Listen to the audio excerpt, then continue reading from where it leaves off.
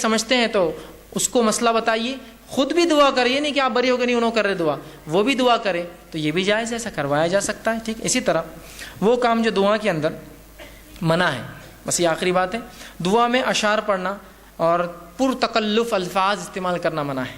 اشعار، شعر شاعری، مطلب بالکل طرز میں دعا پڑھتے نا، فلاں فلاں فلاں فلاں فلاں، وہ چلتے رہتا، کچھ لوگوں کا بالکل ایک ٹیپ چلتا ہو، شاعری اور فلاں اور فارسی شاعری کے اندر دعا کرنا، اور پرتکلف الفاظ، بہت ہی تکلف ایسے الفاظ کی پیچھے والے خالی دیکھ رہے ایک دوسرے کو کیا کر رہا بول کریے، یہ دعا ہے اس کی، پرتکلف الفاظ، ٹھیک ہے، یہ درست نہیں ہے، بخاری کی روایت ہے۔ اسی طرح ابن ماجہ کی روایت ہے، آپ صلی اللہ علیہ وسلم نے فرمایا کہ دعا میں غیر ضروری باتیں کرنا منع ہے، غیر ضروری باتیں کہ جنت ہونا، یہ ہونا، اس میں فلاں ہونا، بس جنت کا سوال کیجیے، جہنم سے نجات کا سوال۔ اسی طرح اپنے گناہوں کی جو ہے دنیا میں سزا مانگنے کی دعا کرنا یہ منع ہے کہ آپ اللہ سے ایسی دعا کریں۔ صحیح مسلم کی روایت ہے، ایک صحابی نے ایک دعا کی، اللہ میرے گناہوں کی سزا مجھے دنیا میں دے دے، اور وہ بیمار پڑ گیا، آپ صلی اللہ علیہ وسلم ان کی عیادت ہوئے، کہا تو نے کیا کیا ایسا؟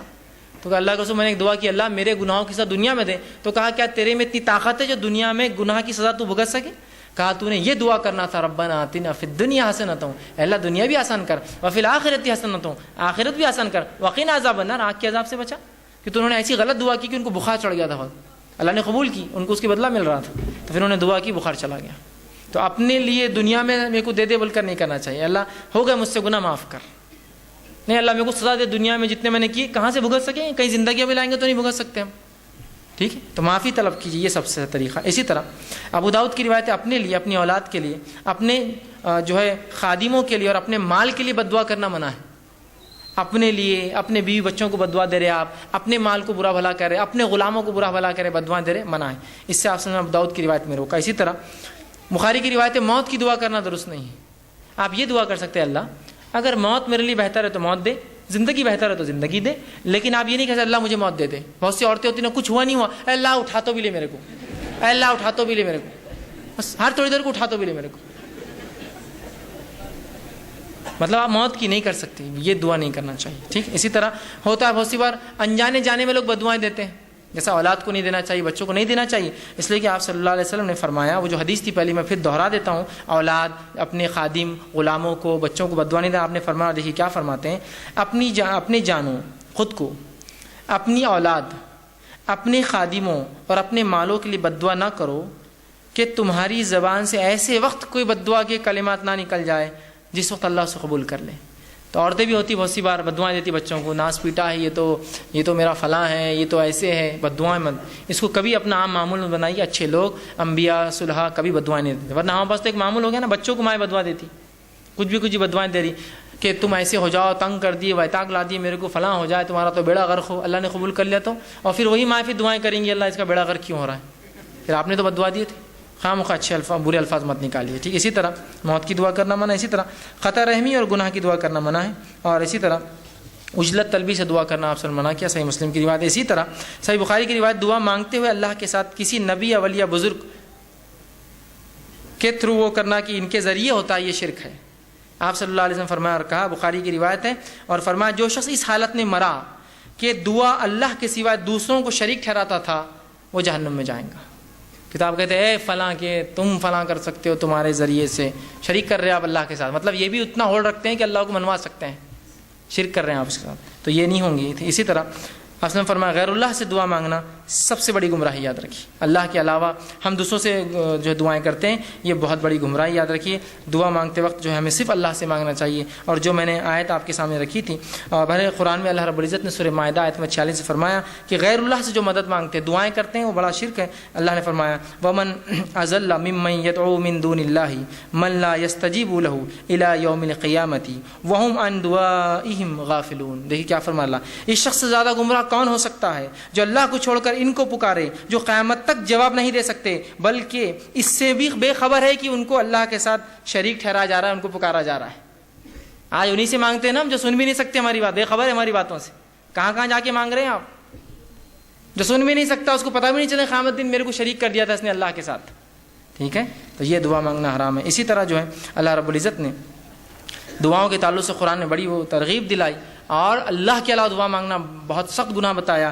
2-3 آیتیں رکھ کے بات ختم کرتا ہوں۔ اللہ رب العزت قرآن میں فرماتا ہے، اور یوں کہتا ہے اللہ رب العزت نے فرمایا، یا ایھا الناس ضرب مثل فاستمعوا لہ، اے لوگو غور سے سنو اے انسانوں، غور سے سنو، اللہ تمہارے لیے ایک مثال دیتا ہے، ایک مثال دے رہا ہے. کیا مثال ہے؟ سنی. ان الذین تدعون من دون اللہ لن یخلقون ذبابا ولو اجتمعوا له، کہ وہ لوگ جن کو تم اللہ کے علاوہ پکارتے ہو وہ ایک مکھی بھی پیدا نہیں کر سکتے.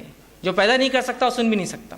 وہ ایک مکھی بھی پیدا نہیں کر سکتے، اور مکھی پیدا کرنا تو دور، اگر مکھی ان کے سامنے سے کچھ لے کر اڑ جائے تو اس سے واپس چھیننے کی طاقت بھی نہیں رکھتے. بڑے کمزور ہے جو ایسوں سے مانگتے ہیں، اور بڑے کمزور ہے جو لوگ مانگنے والے ہیں. کتنا کمزور ہے نا. آپ کس سے مانگ رہے ہیں؟ جس کے سامنے چڑھاوے رکھے ہوئے ہیں، ایک مکھی لے جائے تو اٹھا کے مار بھی نہیں سکتا ہو، آپ اس سے مانگتے ہو. جو مکھی پیدا نہ کر سکے اس سے دعائیں کرتے ہو، جبکہ وہ مکھی اڑانے کی طاقت بھی نہیں رکھتا. جو شخص وہ خود غافل ہے آپ کی ان دعاؤں سے، قیامت کے روز انکار کریں گا آپ کے شرک. اللہ میں نے تھوڑی کہا تھا ان سے مجھ سے مانگو، یہ تو یہ لوگ پکڑ لیے مجھے اس کے بعد. ٹھیک ہے. اسی طرح یہ جو سورہ حج کی آیت نمبر 73 اور 74 تھی. آگے اللہ رب العزت سورہ ابراہیم آیت نمبر سورہ فاطر سورہ نمبر 35 آیت 14، 13 اور 14 فرماتا ہے والذین تدعون من دونہ ما یملکون من قطمیر. وہ لوگ جو اللہ کے علاوہ کسی اور کو پکارتے ہیں دعاؤں میں، انہوں نے تو ذرہ بھی پیدا نہیں کیا. ذرہ، قطمیر کہتے ہیں کھجور کی گٹلی کے اوپر ایک چھلکا آتا ہے پتلا، وہ بھی نہیں پیدا کیا انہوں نے تم جس سے دعا مانگتے ہو. ان تدعوہم لا یسمعوا، اور جب تم پکارتے ہو سن بھی نہیں سکتے ہو، بہرے ہو، ان کو سنے نہیں آتا ہے. دعاکم، تمہاری دعاؤں کو سنتے نہیں. ولو سمعوا ما استجابوا لکم، اور اگر سن بھی لے، کوئی زندہ ہے سن بھی لے تو تمہاری دعاؤں کو قبول نہیں کر سکتا، طاقت نہیں تھی قبول کرنے کی. آگے فرمایا وَيَوْمَ الْقِيَامَةِ يَكْفُرُونَ بِشِرْكِكُمْ، اور تمہارے اس عمل، اس شرک سے انکار کریں گے روز قیامت. اللہ ہم نے نہیں بولا تھا ان کو ہم سے مانگو، یہ بعد والے ہم کو پکڑ لیے، تو اپنے شرک کا انکار کریں گے جو تم لوگوں نے کیا ہو. وَلَا يُنَبِّئُكُم مِثْلُ خَبِيرٍ، اور فرماتا ہے حقیقت حال کہ ایسی صحیح خبر تمہیں خبردار کے سوا اور کوئی نہیں دے سکتا. مطلب اللہ کے رسول جو بتا رہے ہیں ان پر ایمان لاؤ، یہ مشرکین کے لیے تھا، لیکن افسوس آج مسلمان اسے پڑھے. اسی طرح سورہ نحل سورہ نمبر 16 آیت نمبر 20 اور 21 میں اللہ نے فرمایا والذین تدعون من دون اللہ لا یخلقون شیئا وهم یخلقون. تم اللہ کے علاوہ جن سے دعائیں کرتے ہو وہ خود پیدا کیے گئے ہیں، پیدا کرنے والے نہیں ہیں. تو جو پیدا ہوتا ہے دعا سن بھی نہیں سکتا ہے. کیا فرمایا؟ لا یخلقون شیئا، انہوں نے کچھ پیدا نہیں، وہم یخلقون، وہ خود پیدا ہوئے. امواتا غیر احیاء، وہ مردہ ہے، زندہ بھی نہیں جن سے تم مانگ رہے ہو. آج ہے نا ہمارا حال تو یہ مردوں سے مانگ رہے ہیں. آج ہم سوچتے ہیں کہ ہم ہمارے اللہ سنتا نہیں تھے، مردوں کی سنیں گا. تو کہا امواتا غیر احیاء کو، کہ وہ مردہ ہے، زندہ بھی نہیں. احیاء وما یشعرون ایانا یبعثون، اور دوبارہ اٹھنے تک ان کو معلوم بھی نہیں ہوگا قیامت تک تم نے کیا کیا مانگا ان سے. تو ہم کوشش کریں خالص اللہ سے دعائیں کریں، اللہ کے علاوہ کسی کو شریک نہ کرے دعاؤں میں. دعا عبادت ہے، مستقل عبادت ہے، اور دعا اللہ ہر کسی کی دعا سنتا ہے. حکمت مصلحت کے تحت تھوڑا آگے پیچھے ہو جائے تو ہمیں اللہ سے ناراضگی یا دین و شریعت یا دعا کرنا چھوڑنا نہیں چاہیے. دعا بڑا افضل عمل ہے. یہ مومن کا ہر مصیبت پریشانی، دنیا کی ہر تکلیف اور مصائب کے خلاف بہترین ہتھیار ہے. کوشش کے ساتھ ہمیں چاہیے کہ ہر بار اللہ سے ہم دعا کریں، خوب دعائیں کرے کہ کم از کم قبول اگر ظاہری نہ ہو تو آخرت میں باطنی اجر اس کا ضرور انشاءاللہ ملیں گا. اسی پر اپنی بات ختم کرتا ہوں. اللہ رب العزت سے دعا ہے کہ اللہ سبحانہ تعالیٰ ہمیں جو ہے کہنے سننے زیادہ جو عمل کی توفیق عطا فرمائے. جو کچھ کہا سنا گیا